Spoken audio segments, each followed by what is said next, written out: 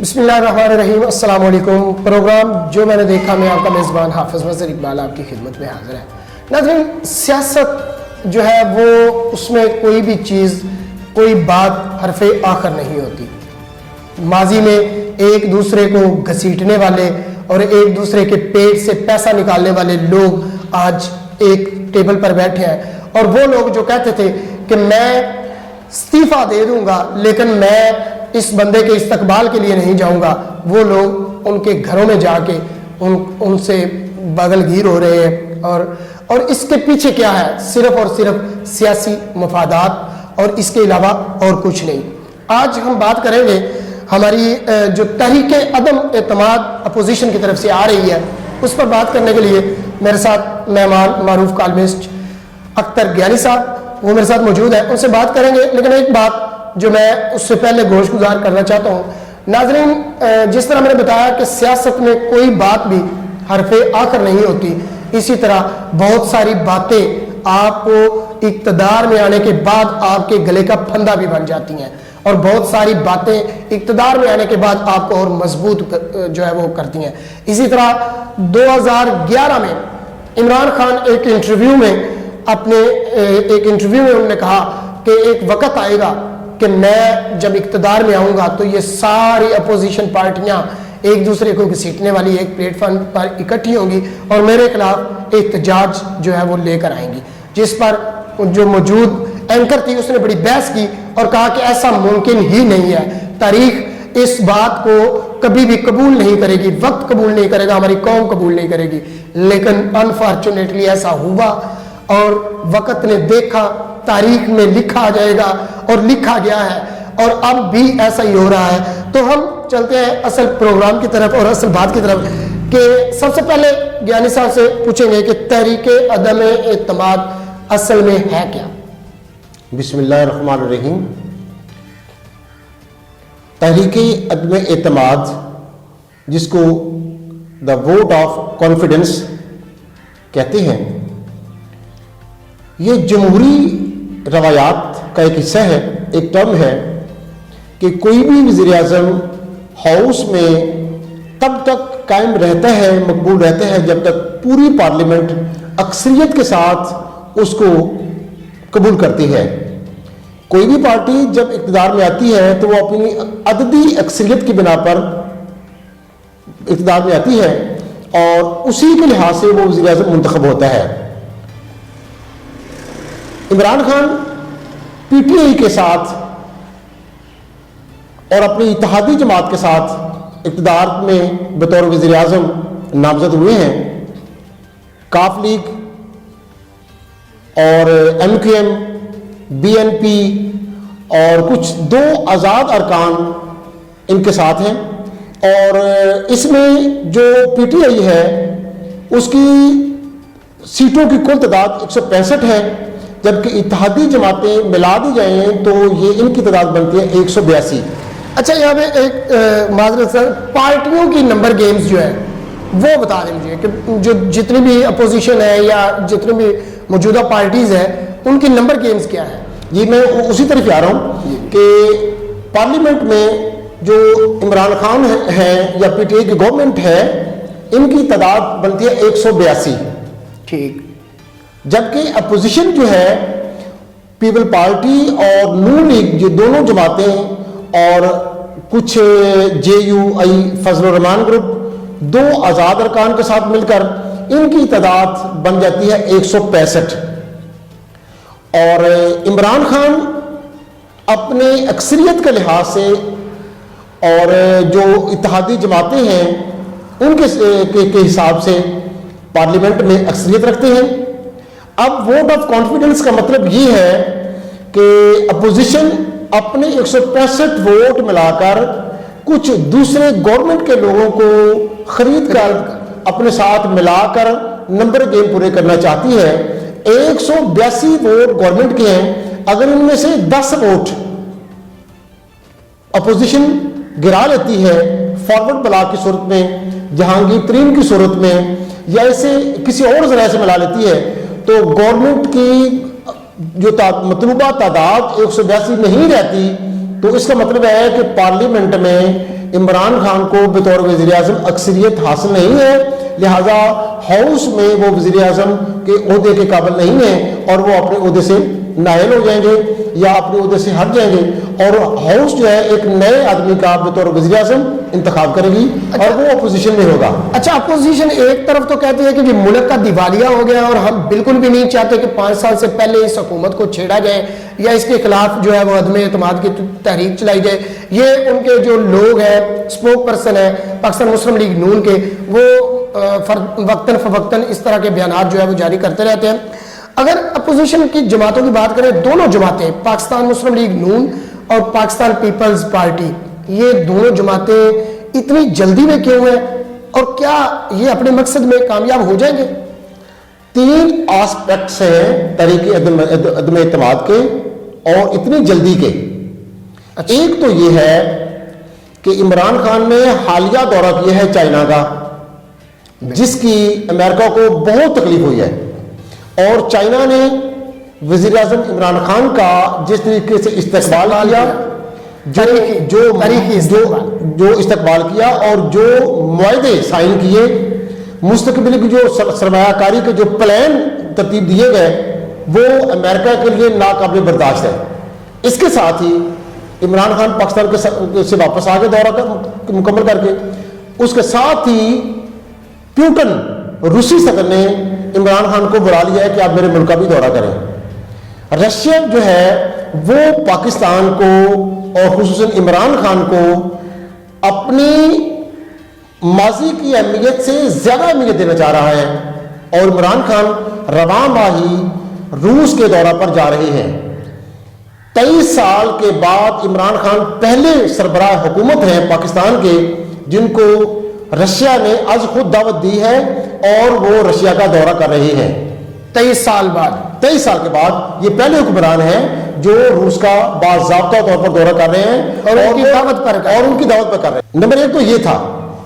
Number 2 یہ ہے کہ حمزہ شہباز اور شہباز شریف پر 18 جنوری کو منی لانڈرنگ کیس میں فرد جرم عائد کی جا رہی ہے۔ وہ فرد جرم ایک ایسا کیس ہے، یہ منی لانڈرنگ کا ایک ایسا کیس ہے جس میں مکمل طور پر میچورٹی پائی جاتی ہے۔ حمزہ شہباز اور شہباز شریف پر یہ کیس ڈاکومنٹری ثابت ہو چکا ہے جس میں ان دونوں کو سزا یقینی ہے۔ اگر 18 فروری کو یہ فرد جرم عائد ہو جاتی ہے، اگر وکلاء کی طرف سے یا کسی بہانے سے اگر یہ ایکسٹینڈ نہیں ہوتا یا کوئی ایکسکیوز نہیں چلتا، تو 18 فروری کو یہ فرد جرم عائد ہو جائے گی۔ اگر فرد جرم عائد ہوتی ہے تو اگلے 1 ماہ سے 2 ماہ کے درمیان یہ فیصلہ ہو جائے گا اور یہ دونوں باپ بیٹا جیل میں چلے جائیں گے۔ منی لانڈرنگ کی میں تفصیل یہ بتانا چاہتا ہوں کہ اس کیس میں رمضان شوگر مل کے جو کلرکس ہیں، جو اکاؤنٹنٹس ہیں، جو چوکیدار ہیں، ان کے اکاؤنٹس میں کروڑوں روپے جمع ہوئے ہیں، حالانکہ ان کی جو تنخواہیں ہیں وہ 15,000 20,000 یا 22,000 ہے۔ ایک بات۔ دوسری بات، حمزہ شہباز کے اور شہباز شریف صاحب کے اکاؤنٹ میں 25 ارب کی ٹرانزیکشن ہوئی ہے۔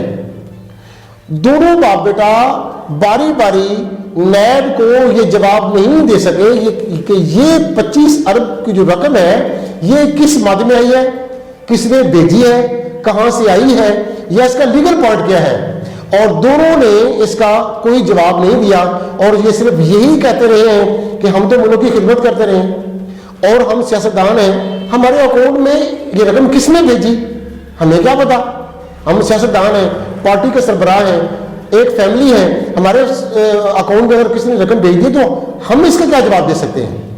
اور تیسری بات یہ ہے کہ عمران خان کی گورنمنٹ جو ہے وہ مہنگائی کے ساتھ ساتھ کچھ اقدامات کر چکی ہے، یعنی ملازمین کی تنخواہیں بڑھا چکی ہے۔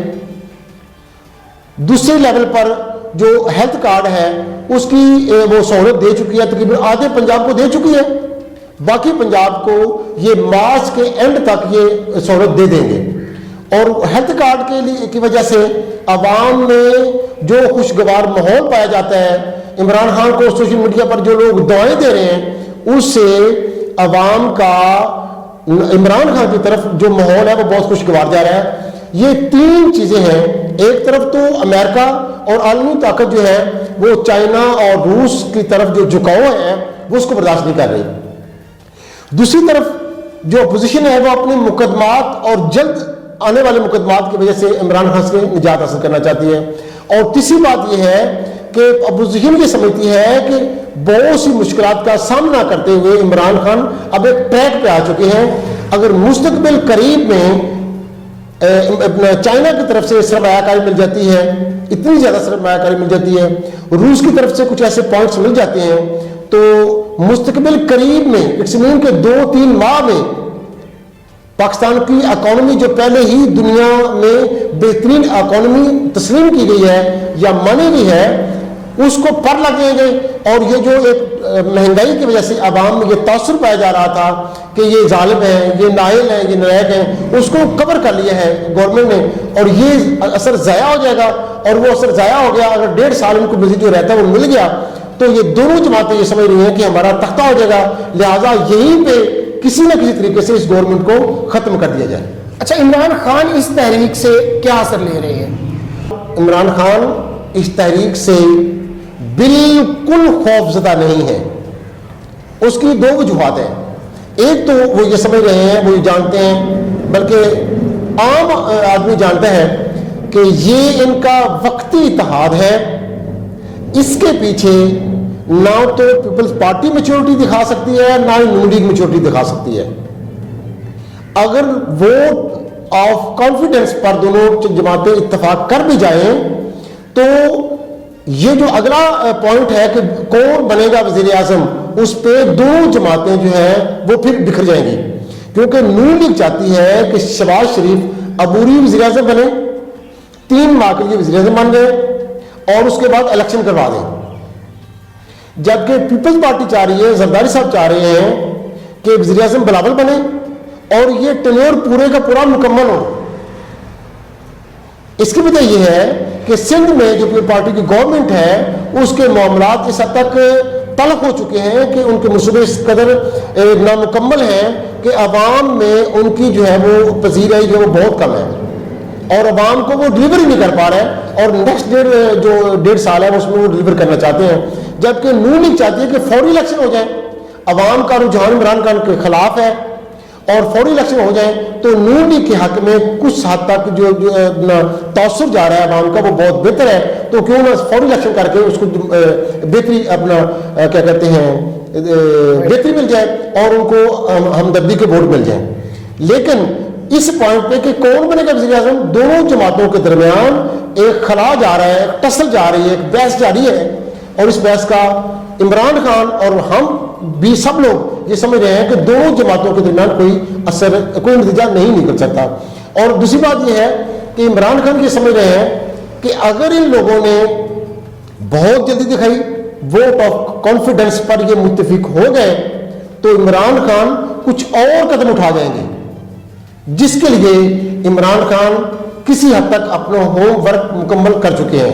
اور وہ قدم ہوگا کہ وہ اسمبلیاں ریزالو کر سکتے ہیں اور کسی بھی وقت صدارتی نظام جو ہے وہ دوبارہ سے اپنی جو جھلک ہے وہ دکھا سکتا ہے.